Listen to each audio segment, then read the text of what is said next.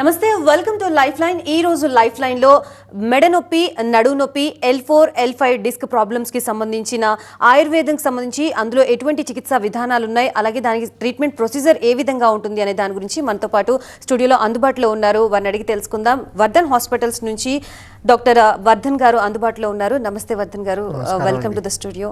Sir, first of all recent times లో మనం ఎక్కువగా రిపీటెడ్గా యంగ్స్టర్స్ నుంచి ఏజ్డ్ వాళ్ళ దగ్గర నుంచి వింటున్న మాట ఒకటే, నెక్ పెయిన్, బ్యాక్ పెయిన్ అని. అసలు ఎందుకు వస్తాయి, రీజన్స్ ఏంటి? ఒకటండి, అంటే ఫస్ట్ ఒక కొటేషన్ చెప్తాను.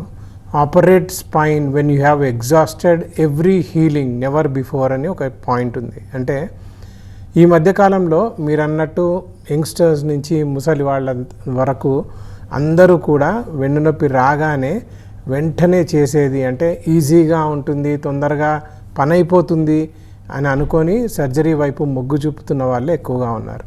కానీ ఎప్పుడు ఆపరేట్ చేయాలి, ఎప్పుడు ఆపరేట్ చేయకూడదు అనేది చాలా నిర్దిష్టమైనటువంటి గైడ్ లైన్స్ ఉంటాయి. So operate spine only when you have exhausted every healing, అంటే అన్ని చికిత్సా పద్ధతులను మీరు ప్రయత్నించిన తర్వాత అప్పుడు కూడా మీకు సక్సెస్ రాకపోతే, ఒకవేళ red flag science, warning signs కనబడితే అప్పుడు మాత్రమే సర్జరీకి ఆప్ట్ చేయాలి, అంతకంటే ముందు చేయకూడదు అని ఒక ఫౌండేషనల్ పాయింట్ అండి. ఇప్పుడు మనము ఇది మాట్లాడుకున్నప్పుడు రెడ్ ఫ్లాగ్ సైన్స్ అంటే ఏంటి, వార్నింగ్ సైన్స్ అంటే ఏంటి అనేది మళ్ళీ క్వశ్చన్ వస్తుంది.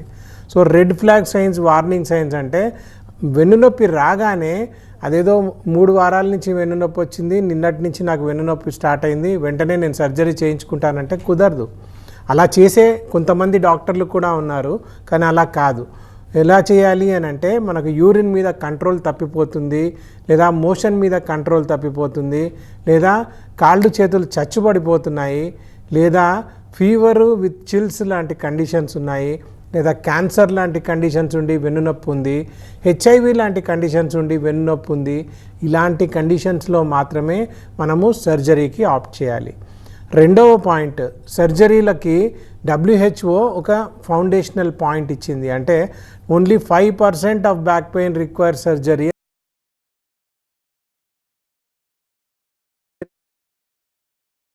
అవసరం లేదని. ఆ 95% మందికి ఎక్కడ ట్రీట్మెంట్ వస్తుంది అని అంటే, నాన్ సర్జికల్ ప్రొసీజర్స్ అయినటువంటి ఆయుర్వేదం లాంటి చికిత్సలు తీసుకుంటే వాళ్ళు పూర్తిగా నార్మల్ అయ్యేటువంటి ఛాన్సెస్ ఉంటాయి. మూడవ పాయింట్, సర్జికల్ టెక్స్ట్ బుక్స్లో రాసుండే పాయింట్, ఫస్ట్ 1 సంవత్సర పర్యంతము మీరు నాన్ సర్జికల్ ప్రొసీజర్స్ అన్నీ తీసుకున్న తర్వాత అప్పుడు మాత్రమే సర్జరీకి వెళ్ళాలి అని చెప్తారు. కానీ ఇప్పుడున్నటువంటి లేటెస్ట్ పరిస్థితులలో, అందరూ బిజీగా ఉన్నటువంటి పరిస్థితులలో, లైఫ్ స్టైల్స్లో అందరికీ క్విక్ ఫిక్స్ సొల్యూషన్స్ కావాలి. కాబట్టి వెంటనే సర్జరీస్కి వెళ్ళి దాంట్లో ఉన్న కాంప్లికేషన్స్ అన్నీ మీద వేసుకొని ఫుడ్ డ్రాప్తో మా దగ్గరికి వచ్చేవాళ్ళు ఉన్నారు, చేతులు పడిపోయిన వాళ్ళు, కాళ్ళు పడిపోయిన వాళ్ళు ఉన్నారు, వర్టిగో వచ్చేవాళ్ళు మన దగ్గరికి వస్తూ ఉంటారు. ఇవన్నీ కాంప్లికేటెడ్ స్టేట్స్ ఆఫ్ సర్జరీ అండి. ఏ సర్జరీ కూడా రిస్క్ ఫ్రీ సర్జరీ అంటూ లేదు. అలా రిస్క్ని మనం ఎదుర్కొని దాని నుంచి కాంప్లికేషన్స్ తెచ్చుకోవడం కన్నా న్యాచురల్ ప్రొసీజర్స్ అయినటువంటి ఆయుర్వేద చికిత్సా విధానాలు, ముఖ్యంగా మేము చేసే మేరు చికిత్స, మర్మ చికిత్స అనే చికిత్సా పద్ధతుల ద్వారా చికిత్స పొందవచ్చు. ఇప్పటికీ 9 లక్షల మందికి ట్రీట్మెంట్ ఇచ్చాము, 3.5 లక్షల మందికి సర్జరీలు కూడా అవాయిడ్ చేశాము. ఇదంతా 26 సంవత్సరాలలో మేము చేయగలిగాం. రైట్ వర్ధన్ గారు, వెన్నునొప్పి, నడునొప్పి ఇంత క్రిటికల్గా పెయిన్ వస్తున్నప్పుడు వాళ్ళకు కూడా అనిపిస్తూ ఉంటుంది, మీరు చెప్పినట్టు ఆ పెయిన్ని వెంటనే తీసేయాలి అనే ఇంటెన్షన్తో సర్జరీకి వెళ్ళిపోతున్నారు. బట్ ఇనీషియల్ స్టేజ్లో మనం వాటిని ఐడెంటిఫై చేయడం ఎలా?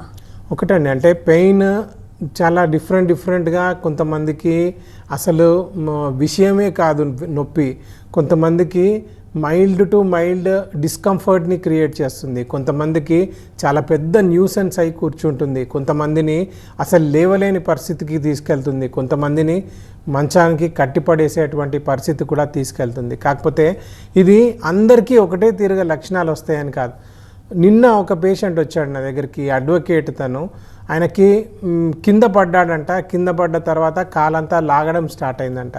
ఎక్స్రే తీస్తే మొత్తం వెన్నుముకలన్నీ ఫ్యూజ్ అయిపోయి ఉన్నాయి.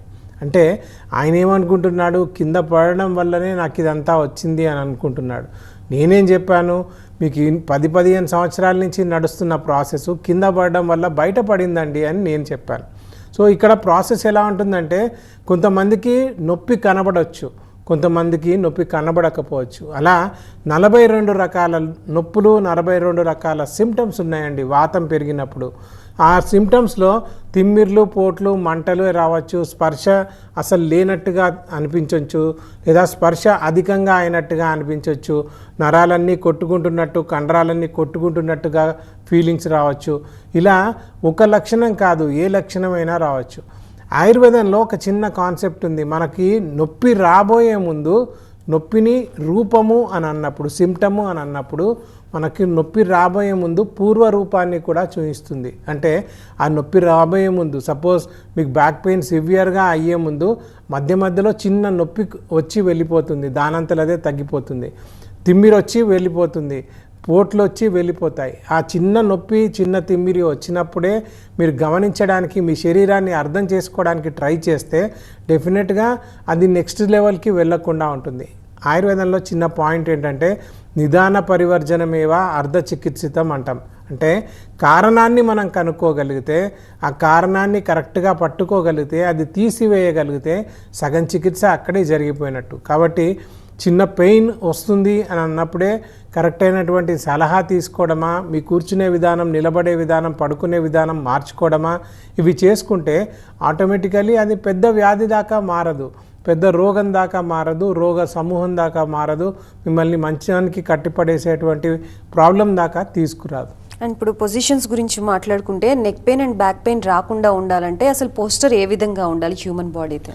ఒకటండి, పోస్చర్ అంటే ఇది ఒక లాటిన్ వర్డ్ నుంచి వచ్చింది, పొనేరి అనే అర్థం అన్నమాట. సో పొనేరి అంటే స్ట్రైట్గా ఉండడం, అంటే మనం అలైన్డ్గా ఉండడం. ఇక్కడ అలైన్మెంట్ అని అన్నప్పుడు అందరూ పోస్చర్ సరి చేసుకోమని చెప్పగానే స్ట్రైట్గా కూర్చుంటూ ఉంటారు, అదొక్కటే చేస్తారు. పోస్చర్ అని అంటే కూర్చునే పోస్చర్ వేరు, నిలబడే పోస్చర్ వేరు, పడుకునే పోస్చర్ వేరు, బరువులెత్తే పోస్చర్ వేరు, మీ కంప్యూటర్ ముందు కూర్చునేటువంటి పోస్చర్ వేరు. ఇప్పుడు సింపుల్గా చెప్పాలి అని అంటే పోస్చర్, స్ట్రైట్ స్టాండింగ్ పోస్చర్లో మీ హెడ్, మీ నెక్, ఇది షోల్డర్కి, ఈ ఇయర్స్ మీ షోల్డర్కి ఈక్వల్గా ఉండాలి, షోల్డర్స్ మీ వేస్ట్కి ఈక్వల్గా ఉండాలి, వేస్ట్ మీ నీస్కి ఈక్వల్గా ఉండాలి, నీస్ మీ ఫీట్కి ఈక్వల్గా ఉండాలి, అంటే స్ట్రైట్ లైన్లో ఉండాలి. అలా ఎంతమంది నిలబడతామని చెప్పండి.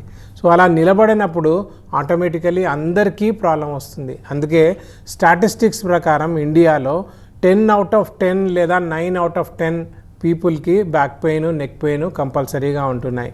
ఈ మధ్యకాలంలో ఎక్కువగా కూర్చునే వాళ్ళకి 3 times ఎక్కువ chances of getting back pain or neck pain ఉంటాయి.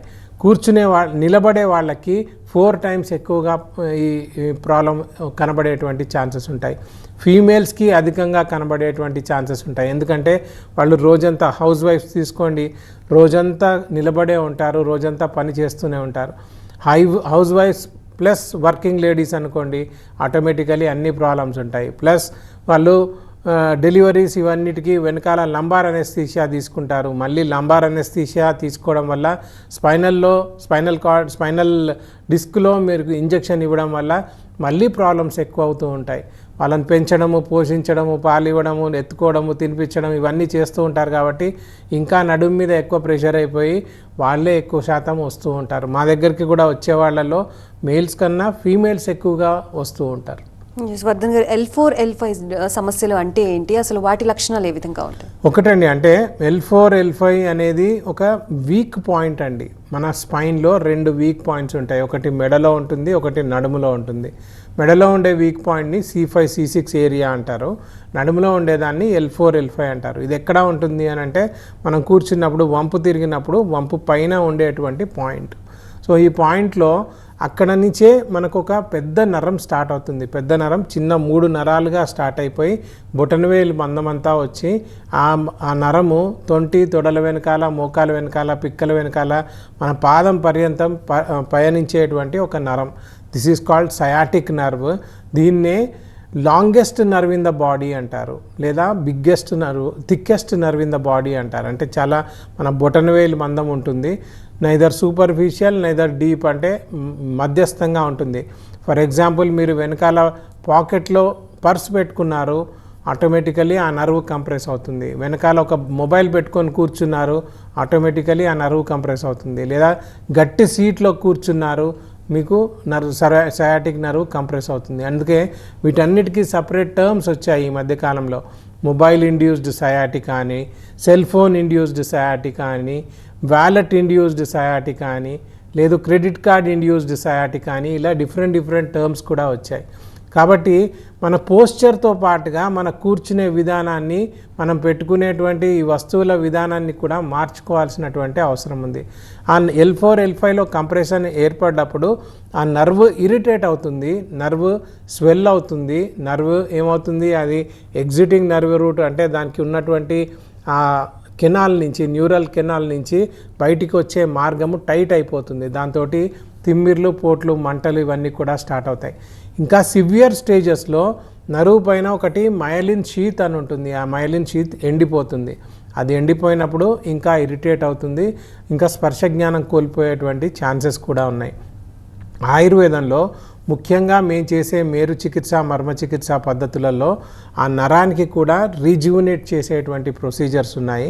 దాంతోనే ఇప్పటికీ మేము 9 లక్షల మందికి వెన్నునొప్పితో బాధపడే వాళ్ళకి ట్రీట్మెంట్స్ ఇచ్చాము. 3.5 లక్షల మందికి స్పైనల్ సర్జరీస్ కూడా అవాయిడ్ చేయగలిగాము. అండ్ మాకు 5 సెంటర్లు ఉన్నాయి. హైదరాబాద్లో 3 సెంటర్లు, నారాయణగూడ, తార్నాక, బంజారా హిల్స్లో సెంటర్స్ ఉన్నాయి. విజయవాడ, కర్నూలులో కూడా సెంటర్స్ ఉన్నాయి. ఆన్లైన్ కన్సల్టేషన్స్ కూడా తీసుకుంటాం. ఎవరికైతే స్పైనల్ ప్రాబ్లమ్స్ ఉన్నాయో, లేదా చిన్న లక్షణాలు కనబడుతున్నాయో, లేదా స్పైనల్ సర్జరీని అవాయిడ్ చేయాలనుకుంటున్నారో, స్క్రోల్ అయ్యే నెంబర్కి కాల్ చేయండి. 04049171819 అనే నెంబర్కి అపాయింట్మెంట్ తీసుకొని రండి. మీకు నిజంగా సర్జరీ అవసరమా లేదా అనేది ఫస్ట్ కన్సల్టేషన్లోనే చెప్పేస్తాం.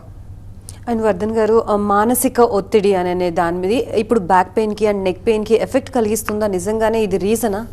డెఫినెట్గా రీజనేనండి. ఇప్పుడు ఉన్నటువంటి స్ట్రెస్ఫుల్ లైఫ్లో మనం ఏం చేస్తూ ఉంటామంటే స్ట్రెస్ తీసుకోగానే వెంటనే ఏమవుతుంది, మన హార్ట్ రేట్ ఇంక్రీజ్ అవుతుంది, మన రెస్పిరేటరీ రేట్ ఇంక్రీజ్ అవుతుంది, మనల్ని ఫైట్ అండ్ ఫ్లైట్ మోడ్లోకి తీసుకుపోవడానికి ట్రై చేస్తుంది. అది మన కార్టిజాల్ అనే హార్మోన్ రిలీజ్ అవ్వడం వల్ల ఇదంతా అవుతుంది. సో ఇవన్నీ పక్కన పెట్టి ఓన్లీ స్పైన్ మీద ఏం జరుగుతుంది అని మనం ఆలోచించినప్పుడు, అక్కడ ఉన్నటువంటి కండరాలు ఏవైతే ఉన్నాయో వాటి పనితనము కాంట్రాక్షన్ అండ్ రిలాక్సేషన్గా ఉండాలి. ఈ కార్టిజాల్ అనేది రిలీజ్ అయినప్పుడు, స్ట్రెస్ హార్మోన్స్ రిలీజ్ అయినప్పుడు, ఆ ఫైట్ ఆర్ ఫ్లైట్ మోడ్లోకి మన బాడీ వెళ్ళినప్పుడు మన కండరాలన్నీ టైట్ అయిపోవడం స్టార్ట్ అయిపోతాయి, రిలాక్స్ కావు. మన వెనకాల 120 కండరాలు ఉంటాయి, 210 లిగమెంట్స్ ఉంటాయి, 200కి పైగా ఫేసెడ్ జాయింట్స్ ఉంటాయి, 33 వర్టిబ్రేలు ఉంటాయి, 28 డిస్కులు ఉంటాయి, 31 పెయిర్స్ స్పైనల్ నర్వ్స్ ఉంటాయి, అసంఖ్యాకములైనటువంటి నర్వస్ సిస్టమ్ అంతా కూడా ఉంటుంది. వీటన్నిటికీ మూలము అంటే మెయిన్ మన కండరాల వ్యవస్థ. ఆ కండరాల వ్యవస్థ సరిగ్గా లేదనుకోండి, ఆటోమేటికలీ అదే స్ట్రెస్ మాటిమాటికి తీసుకోవడం వల్ల ఇప్పుడు చెప్పినటువంటి డిస్కుల మీద, ఫేసెడ్ జాయింట్స్ మీద, నరాల మీద, స్పైనల్ కార్డ్ మీద ఎక్స్ట్రా ప్రెషర్ పడేసి డీప్ రూటెడ్ స్పైనల్ ప్రాబ్లంకి దారితీస్తుంది, డీప్ రూటెడ్ బ్యాక్ పెయిన్కి దారితీస్తుంది. కాబట్టి కండరాల వ్యవస్థని మనం నార్మల్గా ఉంచుకోవాలి అని అంటే మేము ఒక డీల్స్ ఫ్రేమ్వర్క్ అనేది ఒకటి క్రియేట్ చేసాం. ఈ డీల్స్ ఫ్రేమ్వర్క్ అనేది DEALS ఫ్రేమ్వర్క్. D అంటే డైట్ మేనేజ్మెంట్, E అంటే ఎక్సర్సైజ్ మేనేజ్మెంట్, A అంటే art of posture management, L అంటే లైఫ్ స్టైల్ మేనేజ్మెంట్, S అంటే స్ట్రెస్ మేనేజ్మెంట్. స్ట్రెస్ మేనేజ్మెంట్ని కూడా మేము దీంట్లో ఇంక్లూడ్ చేసాం. ఎందుకు అని అంటే ఈ మానసిక ఒత్తిళ్ల వల్ల ఈ స్పైనల్ ప్రాబ్లమ్స్ అన్నీ క్రియేట్ అవుతున్నాయి. కాబట్టి ఆ స్ట్రెస్ మేనేజ్మెంట్ని మనం సరిగ్గా చేస్తే, అంటే ఫర్ ఎగ్జాంపుల్ మైండ్ఫుల్నెస్ని మనం కరెక్ట్గా పాటిస్తే, మెడిటేషన్ సరిగ్గా చేసుకుంటే, బ్రెత్ వర్క్ సరిగ్గా చేసుకుంటే, అంటే ప్రాణాయామ లాంటిది సరిగ్గా చేసుకుంటే ఆటోమేటికలీ స్పైనల్ కండిషన్స్ అన్నీ కూడా నార్మల్గా ఉంటాయి. కానీ ఇవన్నీ చేయాలి అని అంటే పర్సన్ టు పర్సన్ డిఫర్గా ఉంటుంది. వాళ్ళ ఫస్ట్ రూట్ కాజ్ని ఎలిమినేట్ చేశాక వాళ్ళకి చికిత్సలు చేసిన తర్వాత దాంతో పాటుగా ఈ డీల్స్ ఫ్రేమ్వర్క్ పాటిస్తే బాగుంటుంది. లేదా ఆరోగ్యవంతులుగా ఉన్నవాళ్ళు ఇంకా ఆరోగ్యాన్ని సిద్ధింపజేసుకోవాలి అనుకుంటే కూడా ఈ డీల్స్ ఫ్రేమ్వర్క్ని పాటించాల్సి ఉంటుంది. But it is according to personal treatment లాగా ఉంటుంది, పర్సనలైజ్డ్ ట్రీట్మెంట్ లాగా ఉంటుంది, పర్సన్ టు పర్సన్ డిఫర్ అవుతుంది. ఎవరికన్నా నిజంగా ఈ డీల్స్ ఫ్రేమ్వర్క్ గురించి కరెక్ట్గా తెలుసుకోవాలనుకుంటే స్క్రోల్ అయ్యే నెంబర్కి కాల్ చేయండి, లేదా www.vardhanayurveda.com అనే వెబ్సైట్కి విజిట్ చేసి బుక్ అండ్ అపాయింట్మెంట్ చేసుకోవచ్చు. లేదా మా యూట్యూబ్ ఛానల్ ఉంది, వర్ధన్ ఆయుర్వేద యూట్యూబ్ ఛానల్, దాన్ని సబ్స్క్రైబ్ చేసుకోండి. దాంట్లో బోల్డ్ అన్ని మంచి మంచి వీడియోస్ ఉన్నాయి, మీకు డెఫినెట్గా హెల్ప్ఫుల్ అవుతాయి. అండ్ వర్ధన్ గారు, చాలామంది ఇనిషియల్ స్టేజెస్లో ఈ పెయిన్స్ని తట్టుకోలేక పెయిన్ కిల్లర్స్ యూస్ చేస్తూ ఉంటారు. సో ఈ పెయిన్ కిల్లర్స్ వల్ల నొప్పి పూర్తిగా తగ్గే అవకాశం ఉంటుందా? పెయిన్ కిల్లర్ అనేది మీకు ఆ వర్డ్లోనే ఉంది, it just kills pain temporarily. అది టెంపరీగా మాత్రమే మీ నొప్పిని మసగబారిపోయేటట్టు చేస్తుంది లేదా తగ్గించేటట్టు చేస్తుంది. అంటే ఒక పెయిన్ కిల్లర్ వేసుకోగానే దాని పనితనము 4 hours to 6 hours మాత్రమే ఉంటుంది. అంటే మీరు 4 hours తర్వాత మళ్ళీ 6 hours తర్వాత మళ్ళీ ఇంకొక పెయిన్ కిల్లర్ వేసుకుంటే కానీ మీకు ఆ పెయిన్ తగ్గదు అని పెయిన్ కిల్లర్ యొక్క మూల కారణం, మూల ఫార్ములా అలానే పనిచేస్తుంది. అది వేసుకోగానే మ్యాజికల్గా మీకు ఎప్పటికీ పెయిన్ తగ్గిపోతుంది అనేది కాదు. ఇక్కడ మనం ఆలోచించాల్సింది, పేషెంట్ ఆలోచించాల్సింది ఒక విషయం, అంటే మూలం నుంచి మనకు నొప్పి తగ్గిపోవాలా లేకుంటే పైన పైన నొప్పి తగ్గాలా అనేది ఫస్ట్ కాన్సెప్ట్ తీసుకోవాలి. సో మూలం నుంచి తగ్గించుకోవాలి అని అంటే మూల కారణాన్ని వెతకాలి, మూల కారణాన్ని వెతికి ఆ మూల కారణాన్ని తీసేయాలి. దానికి తగ్గట్టుగా మనం ఎక్సర్సైజ్ ప్యాటర్న్స్, ఏదైనా డైట్, లైఫ్ స్టైల్ ఇవన్నీ మేనేజ్ చేసుకోవాలి. అవన్నీ మేనేజ్ చేసుకుంటూ దాన్ని తగ్గించుకోవడం ఒక ఎత్తు. లేదు అప్పటికప్పుడు మనం పొద్దున్నే లేవగానే నొప్పి వచ్చింది, నా నొప్పిని ఈరోజు నేను బిజీ లైఫ్ ఉంది కాబట్టి ఆఫీస్కి వెళ్ళాలి అని పాపప్ చేసినట్టు పెయిన్ కిల్లర్ పాపప్ చేసేసి బయటకు వచ్చేసి నాకు నొప్పి తగ్గిపోయింది అనే భ్రమలో ఉండడం ఇంకొక ఎత్తు. సో భ్రమలో ఉండదలుచుకున్నారా లేదా దాన్ని మూలం నుంచి తీసేయాలనుకుంటున్నారా అనేది డిసైడ్ చేసుకోవాలి. అప్పుడు వస్తుంది ఆయుర్వేదం స్టాండ్ పాయింట్. ఆయుర్వేదము మూలం నుంచి తీసేసేటువంటి చికిత్స, రూట్ కాజ్ ఎలిమినేషన్ చేస్తుంది. Ayurveda treats you, not your x-rays or MRI. Ayurveda is a holistic medicine. అంటే మీ నొప్పి ఉంది కదా ఆ ఏరియాని మాత్రమే నంబు చేద్దాము అనే కాన్సెప్ట్ ఉండదు ఆయుర్వేదంలో. వాతాన్ని పెయిన్కి మూలమైనటువంటి వాతాన్ని తగ్గించడానికి ప్రయత్నం చేస్తుంది. ఆ వాతాన్ని తీసేస్తే నడుము నొప్పి ఒక్కటే కాదు, మీకు మెడ నొప్పి, కాలు నొప్పి, భుజం నొప్పి, కంటి నొప్పి, హెడేక్ అన్నీ కూడా తగ్గిపోతాయి. అండ్ సమస్య పెద్దదైనప్పటికీ కూడా మూలాల నుంచి పోతున్నప్పటికీ కూడా ఆయుర్వేదం మీద ఎందుకు జనాలకి అంత నమ్మకం కుదరడం లేదు అంటే మీరేం చెప్తారు? ఒకటండి, అందరికీ క్విక్ బ్యాండెడ్ సొల్యూషన్ కావాలండి. ఎవరికైనా కానీ ఇప్పుడు ఎవరి లైఫ్లో తీసుకున్నా, నా లైఫ్లో తీసుకున్నా, మీ లైఫ్లో తీసుకున్నా, ప్రతి ఒక్కరి లైఫ్లో తీసుకున్నా ఈ రోజుకి మనం పని చేయాలి. మనకు బ్యాక్ పెయిన్ ఎలాంటి కండిషన్ అంటే మనల్ని ఒక దగ్గర కూర్చోబెట్టేస్తుంది, అసలు మనల్ని కదలనీయదు. అండ్ ఇది ఎవరికి మెయిన్గా వస్తుంది అంటే ప్రొడక్టివ్ ఏజ్ గ్రూప్లో ఉన్న వాళ్ళకి మాత్రమే వస్తుంది. అంటే బాగా పనిచేసే వాళ్ళకి 25 నుంచి 45, 50 ఏళ్ళకి ఎవరైతే పనిచేస్తుంటారో వాళ్ళకి మాత్రమే వస్తుంది ఎక్కువగా. ఎందుకు అనంటే వాళ్ళు ఓవర్ యూసేజ్ చేస్తారు శరీరాన్ని. కాబట్టి ఇక్కడ మనం గుర్తుపెట్టుకోవాల్సింది, ఇది మనల్ని ఎందుకు పక్కకి మనం జరగలేము ఆర్ ఎందుకు మనల్ని బాధ పెడుతుంది అని అంటే మూలం నుంచి తీసేయాలి కాబట్టి. అండ్ ఆయుర్వేదంకి ఎందుకు రారు అని అంటే వాళ్ళందరికీ ఒక ఫీలింగ్లో ఉన్నారు, ఏంటంటే ఇది లేటుగా తగ్గుతుంది, చాలా ఎప్పటికో కానీ తగ్గదు, చాలా సైడ్ ఎఫెక్ట్స్ ఉంటాయి, ఇవన్నీ కూడా ఉంటాయి. కాకపోతే ఇవన్నీ మిత్స్ అండి. ఆ మిత్స్ని మనము ఇక్కడ వచ్చి నేను ఇవన్నీ చెప్పడానికి కూడా కారణం ఏంటంటే ఆయుర్వేదంలో మిత్స్ని బ్రేక్ చేసి ఫ్యాక్ట్స్ చెప్పడానికి ప్రయత్నం చేయడానికే ఇక్కడికి వస్తాం. సో ఇక్కడ ఆయుర్వేదంలో it's a oldest system of medicine, mother of all sciences అంటారు. దాంట్లో స్పెషాలిటీ ట్రీట్మెంట్స్ ఉన్నాయి, ఇన్స్టాంట్గా తగ్గించేటువంటి ఉపచారాలు ఉన్నాయి. మెయిన్గా ఆయుర్వేదము దాని మెయిన్ ప్రయోజనం ఏంటంటే స్వస్థస్యోర్జస్కరం అతురస్య వికార పరిశమనం. అంటే రోగాన్ని తగ్గించడం కాదండి ఫస్ట్ ఆయుర్వేదంలో ముఖ్య ప్రయోజనం. ముఖ్య ఉద్దేశం ఏంటంటే స్వాస్థ్యున్ని ఇంకా స్వాస్థ్యత కలిగించడం, అంటే హెల్దీ పర్సన్ని ఇంకా హెల్దీగా చేయడం. కాబట్టి మీ జీవన విధానాన్ని మార్చుకోవడానికి ఈరోజు ప్రయత్నం చేస్తే డెఫినెట్గా రేపొద్దున సొల్యూషన్స్ ఉంటాయి, ఈ ప్రాబ్లమ్స్ అన్నిట్లోకి రారు. అండ్ రోగం వచ్చినా కానీ మంచి మంచి ట్రీట్మెంట్స్ ఉన్నాయి. అంత పెద్ద సర్జరీ అని చెప్పినా కానీ నా దగ్గర ఇప్పటికీ 3.5 లక్షల మందికి స్పైనల్ సర్జరీస్ అవాయిడ్ చేశాం. అండ్ లేటెస్ట్గా కూడా యాక్సిడెంట్ అయిపోయి 6 నెలల కింద అసలు లేవలేడు, ఈయనకి compulsory surgery, spinal fusion surgery అన్న మనిషిని కూడా మళ్ళీ లేపి నిలబెట్టి ఇప్పుడు ఆయన రోజు ఇన్నోవా నడుపుకుంటున్నాడు. అంత చలాకీగా చేసేటువంటి ఉపచారాలు ఆయుర్వేదంలో ఉన్నాయి. మెనీ ఎగ్జాంపుల్స్ ఉన్నాయి. ఇన్ని వందల ఎగ్జాంపుల్స్ మా దగ్గర ఉన్నాయి, ఇన్ని వందల టెస్టిమోనియల్స్ ఉన్నాయి. సో ఇవన్నీ ఎందుకు చెప్తున్నాను అంటే ఆయుర్వేదము there is a solution for every problem. But ఇప్పుడు అలోపతిక్ సిస్టమ్ ఉంది, ఎమర్జెన్సీ మెడిసిన్కి అది బెస్ట్ అండి. క్రానిక్ ఎయిల్మెంట్స్ ఉన్నాయి, డెఫినెట్గా ఆయుర్వేదంకి రావాలి.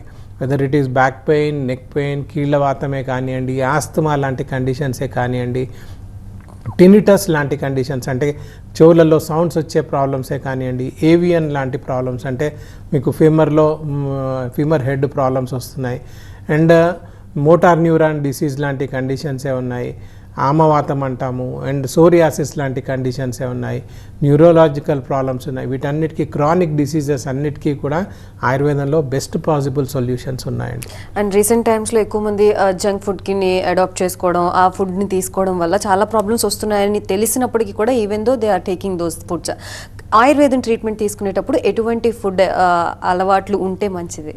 ఒకటే అండి, అంటే జంక్ ఫుడ్ని తీసుకుంటున్నారు, అది తీసుకుంటే మనకి లాభం లేదు అని తెలిసి కూడా తీసుకుంటున్నారంటే సిగరెట్ తాగే వాళ్ళకి ప్యాకెట్ మీద రాసే ఉంటుందండి, అయినా కానీ సిగరెట్ తాగుతూనే ఉంటారు. కాకపోతే ఏంటంటే అవేర్నెస్ రావాలి.